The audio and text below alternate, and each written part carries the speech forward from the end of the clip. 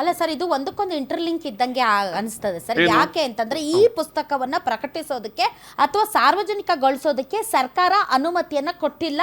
ಯಾಕೆ ಅಂತಂದ್ರೆ ಅವ್ರು ಹೇಳೋ ಪ್ರಕಾರ the official secrets act 1923 OSA ಪ್ರಕಾರ ರಿಟೈರ್ಡ್ ಸೇನಾ ಮುಖ್ಯಸ್ಥ ಇಂತಹ ವಿಷಯಗಳನ್ನ ಸಾರ್ವಜನಿಕಗೊಳಿಸುವ ಮುಂಚೆ ಸರ್ಕಾರದ ಪೂರ್ವಾನುಮತಿಯನ್ನ ಪಡೆಯಬೇಕು. ಆ ಅನುಮತಿಯನ್ನ ಸರ್ಕಾರ ಅವರಿಗೆ ಕೊಟ್ಟಿಲ್ಲ ಅಂದ್ರೆ ಕೊಡೋರು ಯಾರು?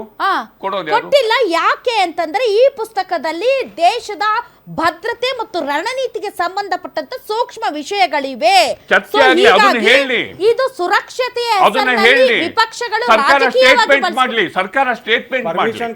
ಸರ್ಕಾರ ಈಗ ಅವ್ರು ಹೇಳಿದ್ರು ಸರ್ಕಾರ ಡಿಫಾಮೇಷನ್ ಕೇಸ್ ಹಾಕಬಹುದು ಅವ್ರ ಮೇಲೆ. ಅಂದ್ರೆ ನಿಜಕ್ಕೂ ಕೂಡ ಸರ್ಕಾರದ ರಣನೀತಿಗಳಿಗೆ ಧಕ್ಕೆ ತರುವಂತಹ ಅಲ್ಲ ನಾನು ಹೇಳೋದು ಪುಸ್ತಕ ಬರೋದಕ್ಕಿಂತ ಮುಂಚೆನೂ ಇವರ ಮಾತಾಡಿದ್ರೆ ಡೆಫಾಮೇಷನ್ ಹೆಂಗಾಗ್ತೀರಾ?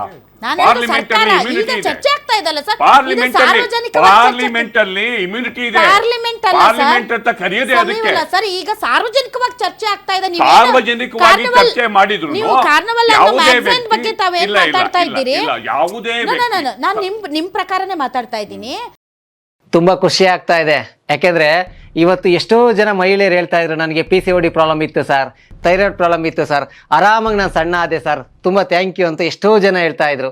ನಿಮಗೆ PCOD ಪ್ರಾಬ್ಲಮ್ ಇರಲಿ, ಥೈರಾಯ್ಡ್ ಪ್ರಾಬ್ಲಮ್ ಇರಲಿ, 100% ನೀವು ಸಣ್ಣ ಆಗಬೇಕು, ಆರೋಗ್ಯದಲ್ಲೂ ಸಮೇತ ತುಂಬ ಚೇತರಿಕೆ ಆಗಬೇಕು ಅಂದರೆ ಪ್ರತಿದಿನ ನಮ್ಮ ಜೀನಿ ಸ್ಲಿಮ್ನ ಯೂಸ್ ಮಾಡಿ. ಯಾಕೆಂದರೆ ಜೀನಿ ಸ್ಲಿಮ್ಮು ಒಂದು ಉತ್ತಮ ಆಹಾರ. ಇವತ್ತು ಈ ವಿಚಾರ ಸಾರ್ವಜನಿಕಗೊಂಡಿದೆ. ಈ ವಿಚಾರದಲ್ಲಿ ಸಾರ್ವಜನಿಕರಿಗೆ ಹಲವಾರು ಪ್ರಶ್ನೆಗಳಿವೆ. ಇದನ್ನ ಸುಮ್ಮನೆ ತೇಲಿಸಿ ಬಿಟ್ಟಿದ್ದಾರೆ. ಹೀಗಾಗಿ ಹಲವಾರು ಅನುಮಾನಗಳು ಸೃಷ್ಟಿಯಾಗಿದ್ದಾವೆ. ಸೊ ಈಗ ಸರ್ಕಾರ ಇದಕ್ಕೆ ಅಬ್ಜೆಕ್ಷನ್ ಎತ್ತುತ್ತಾ ಇದೆ, ಇದು ಸರಿ ಇಲ್ಲ, ಇದು ಪ್ರಕಟಿತಗೊಂಡಿಲ್ಲ ಅಂತ.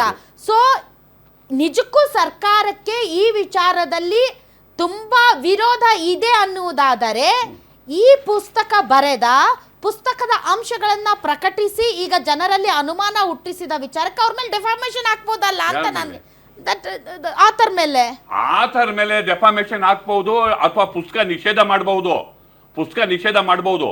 ಆದರೆ ನಿಮಗೆ ಮಾತಾಡೋದಕ್ಕೆ ಹಕ್ಕಿಲ್ಲ. ಈ ವಿಚಾರ ನೀವು ಮಾತಾಡಬೇಡಿ ಅಂತ ಪಾರ್ಲಿಮೆಂಟ್ ಅಲ್ಲಿ ಲೀಡರ್ ಆಫ್ ಅಪೋಸಿಷನ್ ರಿಸ್ಟ್ರಿಕ್ಟ್ ಮಾಡೋದಕ್ಕೆ ಯಾವುದೇ ಕಾಯ್ದೆಗಳಿಲ್ಲ. ನಾನು ಅದನ್ನ ಹೇಳ್ತೀನಿ. ನೀವು ಇಂಥ ಸಂದರ್ಭದಲ್ಲಿ ಸರ್ಕಾರ ಕ್ಲಾರಿಫಿಕೇಶನ್ ಕೊಡ್ಬೇಕಾಗುತ್ತೆ ಲೀಡರ್ ಆಫ್ ಅಪೋಸಿಷನ್ಗೆ, ನೀನ್ ಈ ತರ ಮಾತಾಡಂಗಿಲ್ಲ, ನಾವ್ ಇದಕ್ಕೆ ಅನುಮತಿ ಕೊಟ್ಟಿಲ್ಲ, ಆದ್ದರಿಂದ ಚರ್ಚೆಗೆ ಇಲ್ಲಿ ಅರ್ಹ ಇಲ್ಲ ಅಂತ ಹೇಳಿ ಸರ್ಕಾರ ಹೇಳ್ಬೇಕಾಗತ್ತೆ. ಹಾಗಂತ ಯಾರು ಮುಖ್ಯಸ್ಥರುಗಳು ಅಥವಾ ಸೇನಾಧಿಕಾರಿಗಳು ಪುಸ್ತಕಗಳೇ ಬರ್ದಿಲ್ವಾ? ಬೇಕಾದಷ್ಟು ಬರ್ದಿದ್ದಾರೆ, ಸಿಕ್ಕಾಪಟ್ಟೆ ಬರ್ದಿದ್ದಾರೆ. ಈ ದಿಲ್ಲೋನ್ ಅವ್ರದ್ದು ಏನೋ ಇತನೇ ಗಾಜಿ ಆಯೆ ಇತನೇ ಗಾಜಿ ಗಯೆ ಎಷ್ಟೊಂದು ಪುಸ್ತಕಗಳಿವೆ ಸರ್, ಸಿಕ್ಕಾಪಟ್ಟೆ. ಅವೆಲ್ಲವೂ ಮೋಸ್ಟ್ಲಿ ಸರ್ಕಾರವನ್ನ ಮತ್ತು ಸರ್ಕಾರದ ನಿರ್ಧಾರವನ್ನ ಹೊಗಳುವ ಪುಸ್ತಕಗಳಾಗಿರಬಹುದು. ಸರ್ಕಾರದ ಡಿಸಿಷನ್ ಅನ್ನ ಟೀಕಿಸುವ ಪುಸ್ತಕ ಇದೇ ಮೊದಲೇನೋ, ಹಾಗಾಗಿ ಸರ್ಕಾರ ಅದನ್ನ ಪ್ರಕಟಿಸೋದಕ್ಕೆ ನಿಷೇಧ ಅಥವಾ ಅನುಮತಿ ಕೊಡ್ತಾ ಇಲ್ವೇನೋ ಅನ್ನುವಂಥ ಅನುಮಾನ ಇದೆ.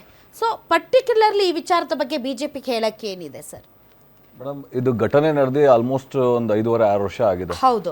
ಆ ಸಂದರ್ಭದಲ್ಲೇ ಏನು ಅಲ್ಲಿ ಗಾಲ್ವಾನ್ ಕಣಿವೆಯಲ್ಲಿ ಪೂರ್ವ ಲದಾಖ್ ಭಾಗದಲ್ಲಿ ಏನು ಚೈನಾ ಮತ್ತು ನಮ್ಮ ಭಾರತ ದೇಶದ ಸೈನಿಕರ ಜೊತೆ ಚಕಮಕಿ ಅಥವಾ ಸಂಘರ್ಷ ನಡೆದಿತ್ತು, ಆ ಸಂದರ್ಭದಲ್ಲೂ ಭಾರಿ ಸುದೀರ್ಘವಾಗಿ ಎಲ್ಲ ಮಾಧ್ಯಮದಲ್ಲೂ ಸಹ ವಿಸ್ತೃತವಾಗಿ ಚರ್ಚೆ ಆಗಿದೆ. ಈಗ ಏನು ಪಾರ್ಲಿಮೆಂಟಲ್ಲಿ ಏನು ರಾಷ್ಟ್ರಪತಿಯವರ ಭಾಷಣದ ಮೇಲಿನ ಏನು ವಂದನಾ ಒಂದು ನಿರ್ಣಯದ ಅನುಮೋದನೆ ಚರ್ಚೆ ಆಗಿತ್ತು. ಮಾತಾಡೋಕ್ಕೂ ಸೇನಾ ಮುಖ್ಯಸ್ಥರು ಆ ಟೈಮಲ್ಲಿ ಡಿಸಿಷನ್ ಅನ್ನ ತೆಗೆದುಕೊಂಡಂತ ಒಬ್ಬ ಸೇನಾ ಮುಖ್ಯಸ್ಥ ಮಾತಾಡೋದಕ್ಕೂ ಅಥವಾ ಬರೆಯೋದಕ್ಕೂ ವ್ಯತ್ಯಾಸ ಇದೆ. ಸರಿ ಮೇಡಮ್, ಅವರು ರಿಟೈರ್ಡ್ ಆಗಿರೋದು 2021ರಲ್ಲಿ ಮೇಡಮ್, ಆಯ್ತಾ? ಅದಾದ್ಮೇಲೆ ಏನಾಗಿದೆ, ಇದು ದೇಶದ ಆಂತರಿಕವಾದಂಥ ವಿಚಾರ, ಭಾರಿ ಸೂಕ್ಷ್ಮವಾಗಿ ತಾವೇ ಹೇಳ್ದಂಗೆ ನಾವು ನಮ್ಮ ನಡೆ ನುಡಿ ಇರಬೇಕಾಗತ್ತೆ.